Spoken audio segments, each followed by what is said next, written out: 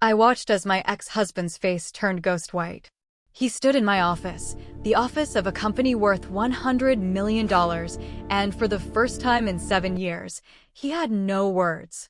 You own this?" he stammered. I smiled. "I didn't just own it, Mark. I built it, while you were busy with your secretary. But let me tell you how we got here.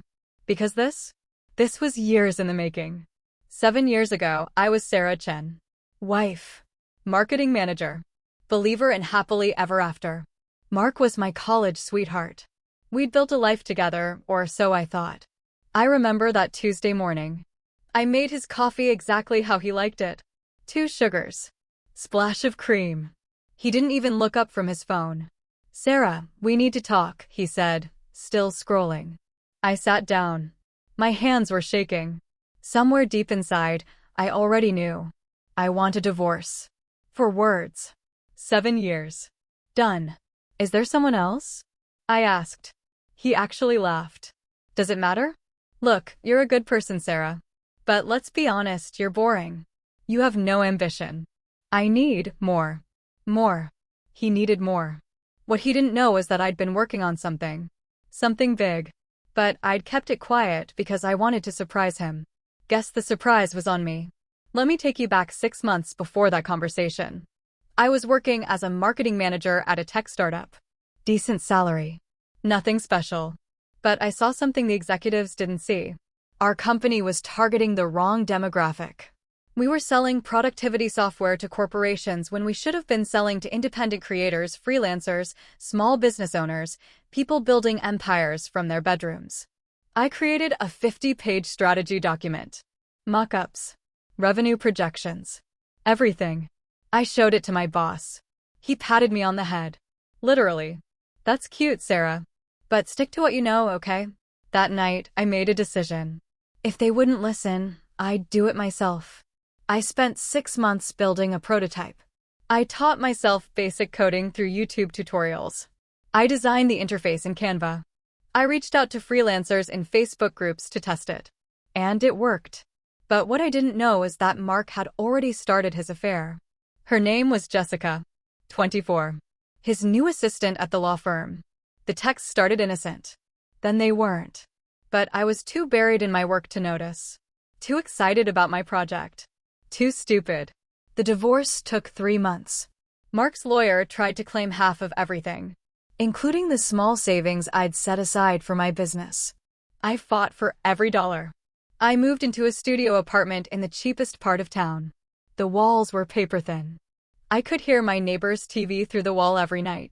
But you know what? That studio apartment became my war room. Mark thought the divorce broke me. He had no idea he'd just unleashed me. But here's the part Mark never saw coming.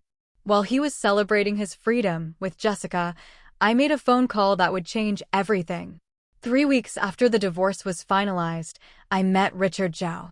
He was a venture capitalist. One of the biggest in Silicon Valley. And somehow, my little software had landed on his radar. "Sarah Chen," he said, extending his hand. "I've been trying to reach you for 2 weeks." He'd found my platform through a freelancer forum. His assistant had used it. Loved it. Told him about it. "This is exactly what the market needs," Richard said. "How much runway do you have?" I laughed. "Runway? I have $3,000 in my bank account and a dream." He didn't blink. "How does $2 million seed funding sound?" I almost passed out. "There's one condition," Richard continued. "You have to go all in. Full time. Build a team. Scale this thing properly. Can you do that?" I thought about Mark. About Jessica. About every person who'd ever underestimated me. "Yes," I said. "I can do that." That handshake started everything. But Mark still had no idea what was coming. And honestly, that was exactly how I wanted it. The next 2 years were a blur. We launched officially in 6 months. 10,000 users in the first week. 100,000 in the first month. Forbes featured us. TechCrunch called it the productivity revolution. We raised a Series A. Then a Series B. $50 million in total funding. I hired 150 employees. We moved into a downtown office with those floor-to-ceiling windows I'd always dreamed about. By year 3, We were valued at $100 million. And through it all, I kept a low profile. I didn't go on podcasts. I didn't do speaking tours. Because there was one person I wanted to tell first. Mark's law firm represented mid-sized companies. Contract law. Employment disputes. Nothing glamorous. So when his firm was hired to consult on a merger deal, he didn't think twice.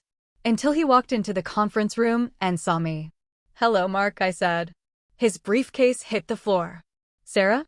What are you doing here?" "I'm the CEO," I said simply. "We're acquiring one of your firm's clients. I believe you're here to advise them." I watched every emotion cross his face. Confusion. Then recognition. Then disbelief. Then something I'd never seen before. Regret. "The boring girl with no ambition," I said softly. "Remember? The one with the dead-end marketing job." He couldn't speak. "This company is worth $100 million, Mark. I built it from nothing. While you were, what was it? Oh, right. Finding more. I didn't do this for revenge," I continued. "I did this because you were right about one thing. I did need more. More respect. More vision. More belief in myself." Mark slumped into a chair. "Sarah, Save it," I said. "We're here for business. Let's keep it professional." But the story doesn't end there. Because what happened after that meeting shocked even me. 3 days later, Mark sent me an email. It was long. Rambling. Full of apologies and what-ifs. He'd broken up with Jessica. He'd realized what he'd lost.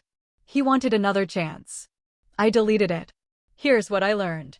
The best revenge isn't about making someone hurt. It's about becoming so successful, so fulfilled, so powerful that their opinion of you becomes completely irrelevant. Mark didn't take anything from me. He freed me. Today, my company employs 400 people. We've helped 10 million freelancers build their businesses. And Mark? He's still at the same law firm. Still doing contract work. I saw him at a conference last month. He tried to approach me. I smiled politely and walked away. Because I don't need closure from him. I am the closure. So here's my question for you. Which moment made you the angriest? When Mark called Sarah boring? When he patted her on the head? Or when he asked for a second chance? Drop your answer in the comments below.